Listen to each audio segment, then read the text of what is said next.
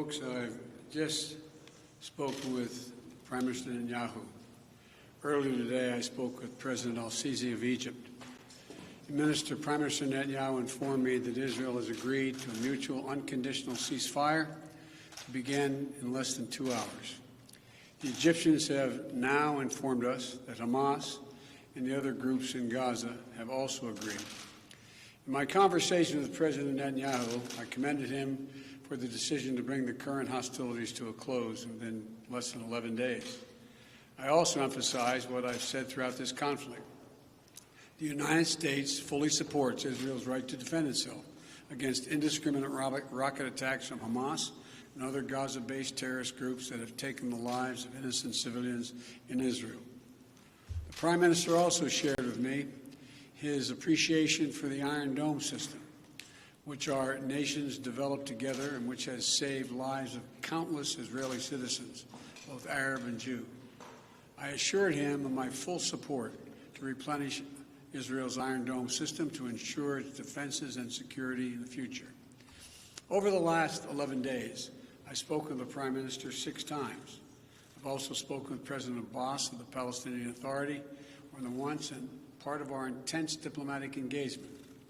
And I want to also thank the Secretary of State, the Secretary of Defense, our National Security Advisor, and everyone on our team for their incredible efforts to bring this outcome that we're about to see.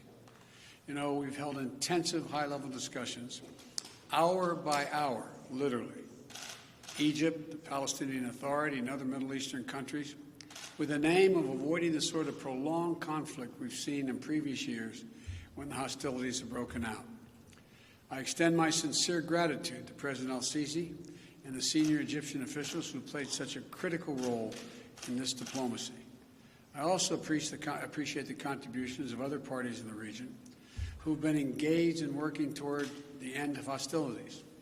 These hostilities have resulted in the tragic deaths of so many civilians, including children. And I send my sincere condolences to all the families, Israeli and Palestinian, who have lost loved ones, and my hope for a full recovery for the wounded. The United States committed to working with the United Nations, and we remain committed to working with the United Nations and other international stakeholders to provide rapid humanitarian assistance and to marshal international support for the people of Gaza and the Gaza reconstruction efforts. We will do this in full partnership with the Palestinian Authority, not Hamas, Authority, in a manner that does not permit Hamas to simply restock its military arsenal. I believe the Palestinians and Israelis equally deserve to live safely and securely and to enjoy equal measures of freedom, prosperity, and democracy.